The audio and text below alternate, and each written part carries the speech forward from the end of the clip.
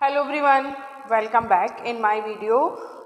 हम लोग 10th class का ज्योग्राफी पढ़ रहे हैं और ज्योग्राफी में हम लोग पढ़ रहे हैं chapter manufacturing industries. Manufacturing industries में इन द प्रीवियस वीडियो हमने देखा था क्लासिफिकेशन ऑफ द इंडस्ट्रीज कि अकॉर्डिंग टू द प्रोडक्शन हम इंडस्ट्रीज को अलग अलग हमने क्लासिफाइड किया था। तो आप जो क्लासिफिकेशन था उसी को हम इन डिटेल पढ़ने वाले हैं। जो हमने फर्स्ट क्लासिफिकेशन देखा था on the basis of the raw material. On the basis of raw material हमने इंडस्ट्रीज को 2 पार्ट में डिवाइड किया था। First is the agro based industry, second is the mineral based industries. तो हम आज एग्रो बेस्ड इंडस्ट्रीज को पढ़ने वाले हैं कि एग्रो बेस्ड इंडस्ट्रीज क्या है और कौन कौन सी इंडस्ट्रीज को हम इसमें इंक्लूड कर सकते हैं। तो एग्रो बेस्ड इंडस्ट्री का मतलब है कि जो भी इंडस्ट्री अपना रॉ मटेरियल एग्रीकल्चर से ले रही है उसको हम एग्रो बेस्ड इंडस्ट्री में इंक्लूड करते हैं। जैसे cotton industry, textile industry, sugar industry, oil industries. तो ये सारी इंडस्ट्रीज की वो डायरेक्टली अपना जो रॉ मटेरियल है वो किससे ले रही है? एग्रीकल्चर से ले रही है, तो इसीलिए वो एग्रो बेस्ड इंडस्ट्री है। एग्रो बेस्ड इंडस्ट्री में हम टेक्सटाइल इंडस्ट्री को पढ़ेंगे। टेक्सटाइल इंडस्ट्री में कॉटन टेक्सटाइल और jute textile and the sugar industries, ये स्पेशली हम पढ़ने वाले हैं टेक्सटाइल इंडस्ट्री में। टेक्सटाइल का मतलब क्या होता है? टेक्सटाइल का मतलब जो फैब्रिक है, जो कपड़ा है, वो टेक्सटाइल इंडस्ट्रीज है। Textile industries occupy a unique position in the India.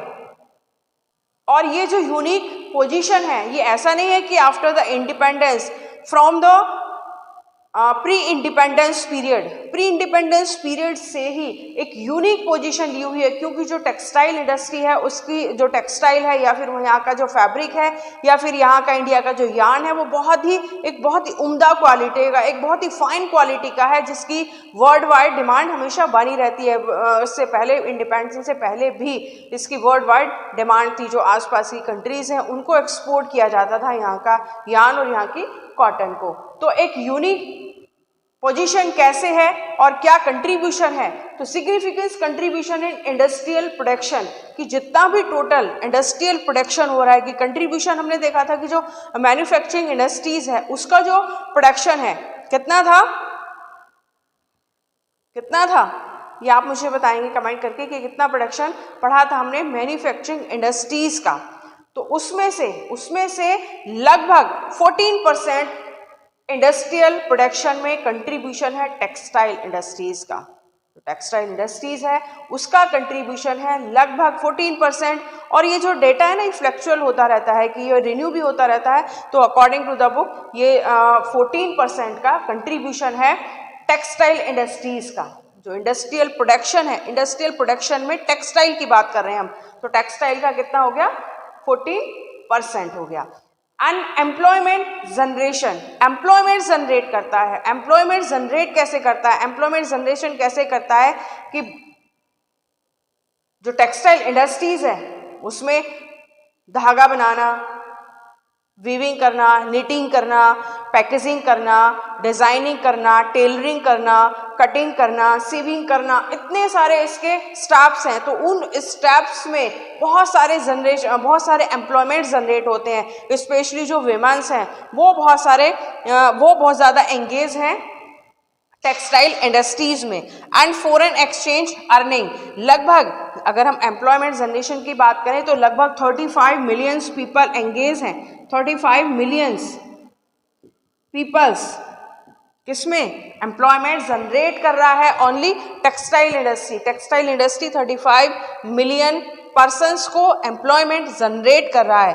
And the foreign exchange earning, foreign exchange earning कैसे? कि जो यार्न है उसको हम एक्सपोर्ट कर रहे हैं, या फिर हम यहाँ का जो फैब्रिक है उसको एक्सपोर्ट कर रहे हैं, या फिर गारमेंट को एक्सपोर्ट कर रहे हैं, तो क्या है? वहाँ से हमें फॉरेन एक्सचेंज मिल रहा है। वैसे थोड़ी कि हमको गिफ्ट दे रहे हैं कि हमारे यहाँ पे बहुत अच्छी क्वालिटी का टेक्सटाइल बनता है, तो हम जो कंट्री है हमारी नियर बाय कंट्रीज हैं उनको हम गिफ्ट दे रहे हैं। उनको हम क्या कर रहे हैं? वहाँ से हमें पैसे मिल रहे हैं, वहाँ से हमें फॉरेन एक्सचेंज मिल रहा है। लगभग कंट्रीब्यूशन की बात करें तो लगभग 4.6% का कंट्रीब्यूशन है किसका? फॉरेन एक्सचेंज का। And it contributes in GDP, जो कंट्री की जीडीपी है उसमें टेक्सटाइल इंडस्ट्री का जो कंट्रीब्यूशन है इट इज अबाउट 4% का कंट्रीब्यूशन है टेक्सटाइल इंडस्ट्रीज का। तो एक जो यूनिक पोजीशन की हम बात कर रहे हैं कि जो टेक्सटाइल इंडस्ट्री है इंडिया में उसकी यूनिक पोजीशन है, तो यूनिक पोजीशन क्यों है, किस तरह से है, ये आपको समझ में आ गया है कि जो इंडस्ट्रियल प्रोडक्शन है उसमें एक बहुत बड़ा पोर्शन वो कंट्रीब्यूट करता है, लगभग 14% का, बहुत सारे एम्प्लॉयमेंट जनरेट करता है, बहुत सारे लोगों को काम दिलाने का काम करता है, फॉरेन एक्सचेंज मिलता है, और इसके साथ साथ जो कंट्री की जीडीपी है, ग्रॉस डोमेस्टिक प्रोडक्शन, उसकी जो जीडीपी है उसमें भी वो कंट्रीब्यूट करता है। And it is self reliant and compete in a value chain.